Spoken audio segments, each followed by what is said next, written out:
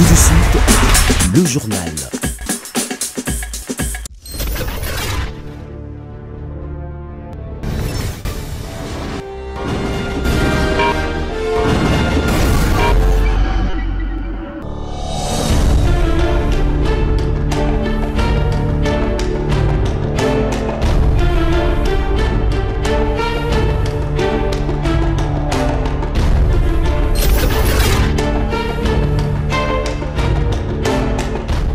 Bon week-end à toutes et à tous, mesdames et messieurs. Merci de faire confiance à ce journal de la ville qui comporte notre édition rétrospective de la semaine. Mesdames et messieurs, encore une fois, bienvenue dans ce journal. Le gouverneur du Nord Kivu, le général-major Peter Chirmouami, est tombé au front, l'arme à main, sur le champ d'honneur. Annonce faite par le Conseil supérieur de la défense, c'est vendredi 24 janvier 2025. Cette réunion a porté sur un seul point, la situation qui prévaut actuellement dans la partie orientale de notre pays, et surtout au Nord Kivu et surtout dans les environs de Goma. Le commandant suprême a donné des instructions fermes pour que l'ennemi qui est en train de nous attaquer, pour que l'agresseur soit traqué jusque dans son dernier retranchement, qu'il soit repoussé loin de Goma et poursuivi jusqu'à récupérer l'ensemble du territoire national qu'il occupe. Ça, c'était la première préoccupation qui a réuni autour du commandant suprême les responsables militaires et civils que vous avez vus. Le deuxième problème, et c'était une information très capitale, c'était l'annonce du décès du gouverneur du Nord Kivu, le général-major Chirmouami Nkuba Peter, qui est tombé l'arme armée au champ d'honneur. Il a été blessé, on l'a évacué et tout a été fait pour qu'il arrive à Kinshasa et que l'on achemine pour des soins appropriés à l'extérieur du pays. Mais malheureusement, il a succombé de ses blessures. Voilà l'essentiel de tout cela et les honneurs lui seront rendus lors des obsèques nationales qui seront organisées ici à Kinshasa.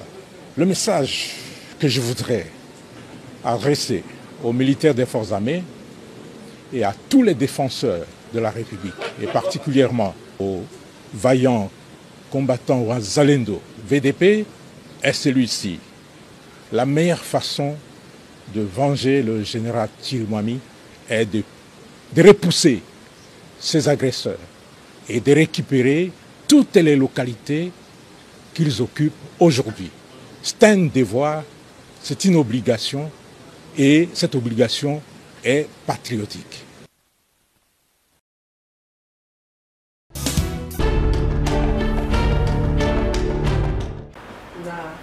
Victime d'attaque à la machette de la part de Koulouna, attaque qui lui a coûté sa main droite, le jeune Gani Matali était interné au centre hospitalier Saint-Gabriel à Lemba Terminus. Vu la gravité de son cas et à la demande de ses parents, le ministre provincial de l'Intérieur et Sécurité, Thierry Kabouya, a au nom du gouvernement provincial transféré Gani Matali à l'hôpital HJ à la première Limité.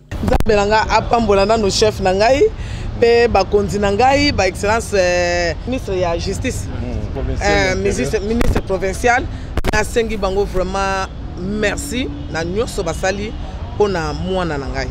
La situation de Gani Matali nécessite à ce jour une prise en charge conséquente à la suite de l'attaque dont il a été victime, comme il l'explique lui-même.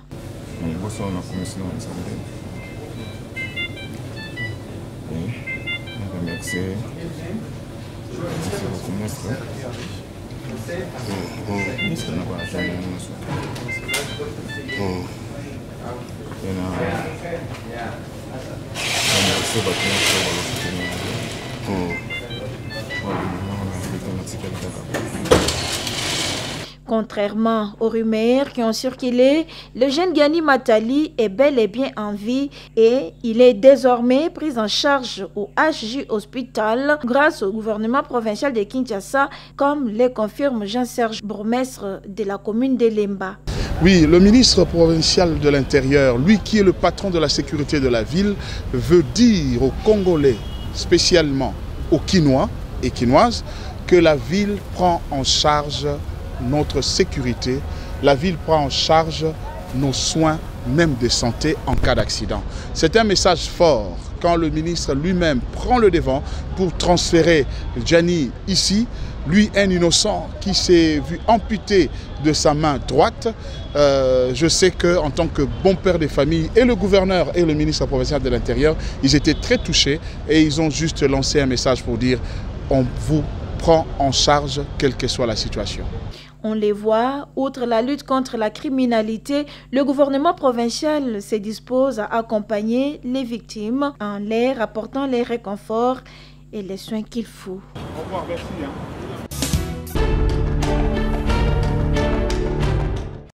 Après la vague d'attaque de Kuluna à main armée en Boudi, dans la commune de Mongafula, attaque qui par ailleurs a causé la mort, blessures et extorsion des fonds et semé un climat d'insécurité dans la chef de la population. Fort de cette situation, le député provincial élu de Mongafula, Aubin Moukanu, est allé à la rencontre du commissaire divisionnaire adjoint de la police nationale congolaise, ville de Kinshasa, Blaise Kilimbalimba, pour présenter ses civilités et entrevoir des solutions concrètes aux problèmes sécuritaires. Pour Aubin Moukanu, l'insécurité ambiante appelle à des solutions concrètes. Il est nécessaire d'installer de nouveaux sociétés, de doter la police des moyens qu'il faut afin de faire face à cette situation d'insécurité. Blaise Kilimbalimba explique l'essence de cette visite. C'était une rencontre liée à la sécurité des personnes et de leurs biens dans ce quartier, qui jadis a fait l'objet aussi de notre préoccupation. Nous lui avons répondu que pour la rapidité et l'efficacité, en dehors des sous-commissariats et commissariats implantés là-bas, il y a un véhicule monté de la police chaque jour au niveau des pompages qui devrait faire des itinérances de ses côtés. Toutefois, comme il a signalé une poche de résistance, mon adjoint chargé des opérations, les chefs de département de la sécurité publique ainsi que des renseignements généraux sont instruits pour faire une descente sur terrain, voir la possibilité de l'installation de ces sous-commissariats. En sa qualité de représentant du peuple, l'honorable Aubin Moukanu a apporté les préoccupations de la population auprès du numéro 1 de la police nationale ville-province de Kinshasa et s'est dit satisfait de l'accueil dont il a bénéficié de la part du général. Nous sommes venus déposer les plaidoiries de la population de Moudi. Surtout, c'était ainsi avec les bandits à main armée qui ont pris de l'ampleur le phénomène. Il nous a rassuré que dans les brefs délais, on va ériger un société au niveau de Moudi. C'est la raison pour laquelle nous sommes venus non seulement apaiser la population dans le sens que les services sont en train de travailler dans ce sens-là et que bientôt là, une solution définitive sera déjà mise en place pour résoudre les problèmes. Et aussi, la mobilité, le compte de la mobilité de la police, il nous a fait valoir cela et on verra avec le gouverneur de la ville comment est-ce que le gouverneur peut résoudre ces problèmes dans les brefs délais. D'autres slogans de cette nature, c'est qu'ils chassent les Obonga. Et donc, j'aimerais rassurer la population congolaise que leurs problèmes sont aussi les miens et les nôtres, dans le sens que la situation de l'insécurité, déjà avec ce qu'on vient de parler avec le général, et avec les plaidoiries que je vais ramener au niveau de l'exécutif auprès du gouverneur, je crois bien que la population va sentir que les choses vont changer. Il faut signaler que l'honorable Moukanu a rendu visite auparavant au ministre provincial de l'Intérieur et il a conféré avec la population et visité les victimes.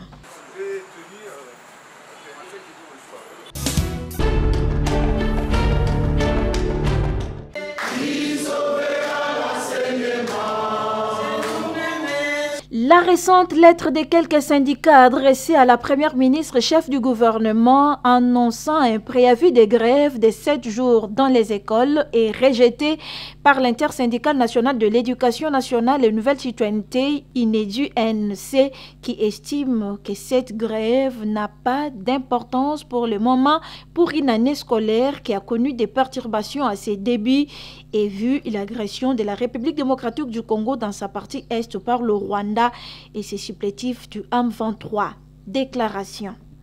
Nous avons suivi avec beaucoup d'attention la situation qui prévaut dans notre sous-secteur de l'éducation nationale et nouvelle citoyenneté relative à la récente lettre de quelques syndicats adressée à son Excellence Madame la Première ministre, chef du gouvernement.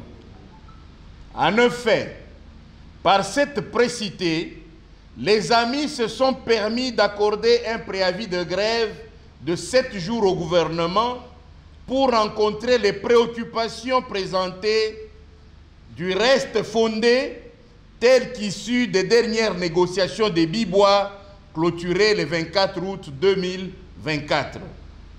S'agissant de la retenue à la source de 5 000 francs congolais par enseignant en vue de soutenir l'extension de la mutuelle de santé MESP et améliorer la qualité de ses prestations, il faut noter que ce point n'a jamais fait objet de refus de la part du gouvernement. Et d'ailleurs, tout récemment, la ministre d'État venait de rappeler son collègue du budget pour s'exécuter. De ce qui précède, il n'est pas indiqué de faire de pareilles déclarations afin de préserver la paix sociale dans notre sous-secteur. Pour l'année scolaire qui a connu des perturbations à ses débuts, d'une part, et compte tenu de la guerre injuste nous imposée par le Rwanda et ses supplétifs du M23 à l'est de notre pays, d'autre part. L'intersyndicale nationale de l'éducation nationale et nouvelle citoyenneté appelle tous les enseignants et les administratifs du ministère de l'éducation nationale et nouvelle citoyenneté au calme et de se concentrer aux activités scolaires.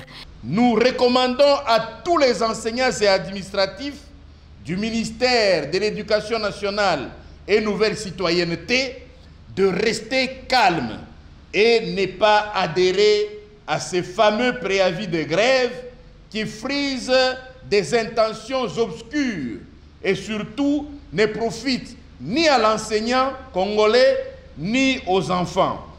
Aussi, nous prions-nous de nous concentrer sur nos activités scolaires et laisser aux syndicalistes attitrés et qualifiés le devoir de suivre l'exécution des engagements pris par les deux parties, gouvernement, banc syndical.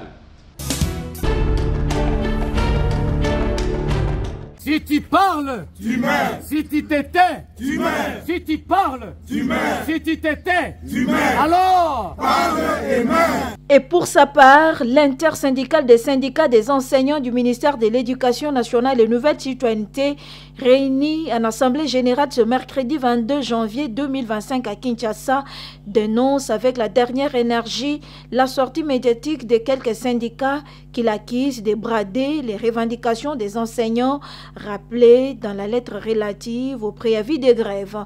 Godefroy Matondo Nzouzi, président et porte-parole de l'intersyndicale de l'éducation nationale et nouvelle citoyenneté. L'intersyndicale des syndicats des enseignants du ministère de l'Éducation nationale et nouvelle citoyenneté dénonce avec la dernière énergie les bradages par les cabinets de son Excellence Madame la ministre d'État, ministre de l'Éducation nationale et nouvelle citoyenneté, le secrétaire général AI et l'inspecteur général, des revendications des enseignants rappelées dans la lettre relative au préavis des grèves. Ces bradages a eu lieu par la convocation d'une réunion ce mardi 21 janvier 2025 à l'imprimerie de l'inspection générale avec des personnes qui n'ont pas été à la base des revendications des enseignants lors de la rédaction du dit préavis du 18 janvier 2025.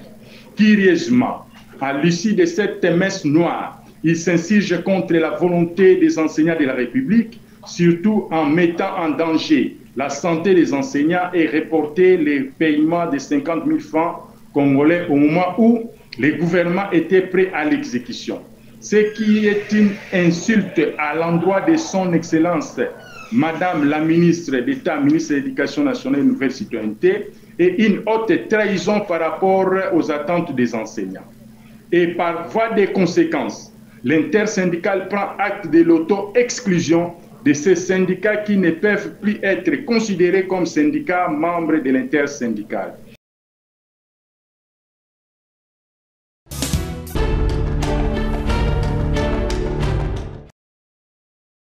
Il est situé dans les coins reculés de la commune de Lansele, plus précisément au quartier Bonzolamissou, Bel Air, entrée Air Force.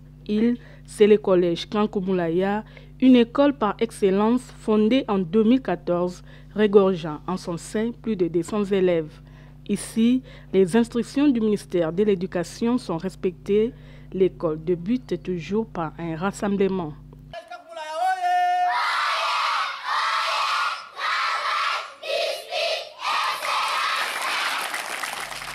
Au collège Kankoumulaya, c'est la vision du chef de l'État Félix Tshisekedi qui est matérialisée par son fondateur, la gratuité de l'éducation de base. D'après David Eloko, directeur de ces collèges, les enfants issus des couches défavorisées, entre autres des policiers, militaires, corps médical, orphelins et autres, étudient gratuitement. Ici, c'est le collège Kankoumulaya. C'est une école publique. C'est une école publique dont nous sommes en train d'encadrer ou bien de faire étudier les enfants. L'école a commencé depuis l'an 2014 et nous voici en train de construire, mais nous sommes un peu bités par manque de moyens. C'est une école officielle qui fait scolariser les enfants des corps médicaux, les FARDC, la police. Ces enfants étudient gratuitement. Nous soutenons la vision du chef de l'État. Ici, l'enseignement est toujours gratuit. Vissabelle, réputation dans la communauté, parents et corps enseignants lancent un SOS à l'endroit des autorités et personnes de bonne volonté. Nous savons que nos enfants étudient gratuitement. Ce que nous souhaitons, que les autorités nous assistent de soutenir l'école. Nous lançons un SOS aux autorités de bonne volonté, de bien vouloir jeter un coup, un air de compassion sur tout ce que nous sommes en train de faire.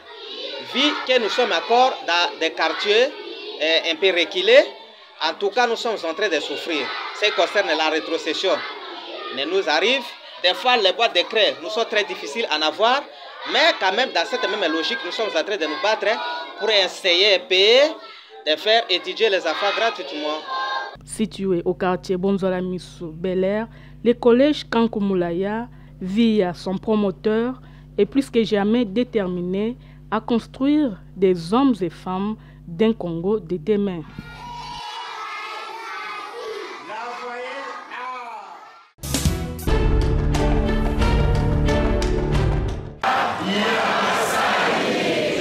La Confédération syndicale du Congo, CSC, réclame sa première place à l'intersyndicale nationale du Congo dans une assemblée générale ordinaire des restitutions des travaux du 4e congrès CSC et présentation du bureau journalier dirigé par le camarade président Fidel Kiyangi Matangila. C'est vendredi 24 janvier 2025 à Kinshasa dans la grande salle du ministère des Affaires étrangères, pleine comme un œuf et qui a refoulé du monde. Mais d'abord, l'hymne national, suivi du mot du secrétaire général de la Confédération urbaine CSC Kinshasa, Jean Loaka Lokesso. Juste après est venue la présentation du bureau journalier CSC avec à sa tête Fidel Kiyangi Matangila et toute son équipe qui à l'occasion présentait les secrétaires généraux des différentes administrations et les permanents.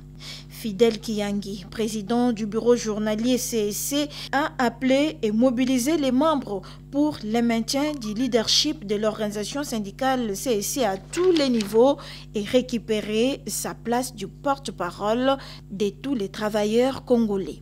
récupérer son leadership en commençant par mettre fin à ce que nous allons qualifier de violation des lois, qui a retiré à la CSC son rôle de porte-parole.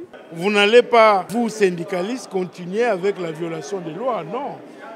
Il est dit dans l'arrêté du ministre du Travail, l'arrêté 048, que nous tous nous avons mis en place, qu'après les élections, il n'y a pas à créer une majorité par d'autres élections. C'est interdit. Et à ce titre-là, je pense que mes confrères de l'intersyndicale nationale du Congo seront d'accord avec nous que la CSC étant la première organisation, c'est elle qui doit être le porte-parole de tous les travailleurs congolais. Évidemment, nous devons travailler ensemble. Et la question du SMIG, salaire minimum interprofessionnel garanti pour les travailleurs, et la paye complémentaire des agents et fonctionnaires de l'État était au rendez-vous. Le problème du SMIG, je pense qu'il est derrière nous parce que nous avons été, c'est la première ministre, on a convenu, les employeurs ont reconnu les montants de 14 500. Nous, les syndicats, on l'a reconnu. Tout ce qui reste maintenant, c'est la forme. Mais le fond ne pose aucun problème. La politique salariale, au niveau des fonctionnaires, nous attendons la convocation de la commission paritaire et nous attendons aussi le paiement de la paye complémentaire. CSC, les plus puissants et les plus représentés en République démocratique du Congo.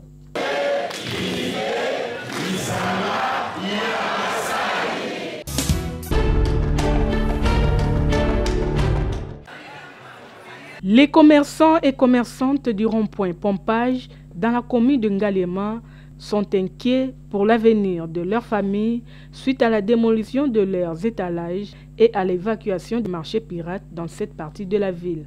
À en croire ces vendeuses, aucun marché n'a été construit dans ces quartiers depuis plus de 30 ans. Pour ce faire, ils demandent aux autorités la construction de marchés modernes à Pompage. Tozana wenzete bazo benga batanzela wenzezate. Tozo senga penza bakonza mboka batindele biso wenze basa biso wenze na Ngalema tozana wenzete. Mais tozo senga na bukumesa komina Ngalema atongela biso wenze. Toana problème wenze toana wenzete yango tozo telengana. Na babasa na mutu ya problème l'état te. L'état za la posta tozo nga sima. Mais place ezate. Bango nyonso to batu nyonso tu ya nini? Bamindelo nyonso batongi tongi ba maison na bango pembe no so ko teka. Donc moi ko teka ezate. De son côté, le major Amos Kiyonga, chargé de cette opération, affirme que son équipe et lui ne fait qu'appliquer les instructions des autorités de la ville qui tiennent à tout prix à l'assainissement de la capitale et à l'éradication des marchés pirates et évacuation des immondices. Tozo bunaka kishase bongate. Tozo la assainissement ndeba konzi balingeli kishasa ibima propre kishasa ibongo. Bato mato mangongi bazo subir rigueur à la loi. Tozo kanga biloko tozo tsala mutuka bazo samisa bango tozo sala o mibeko sengo sala. Tozo l'assainissement c'est ça mission est assainissement pour assainir ville comme propre.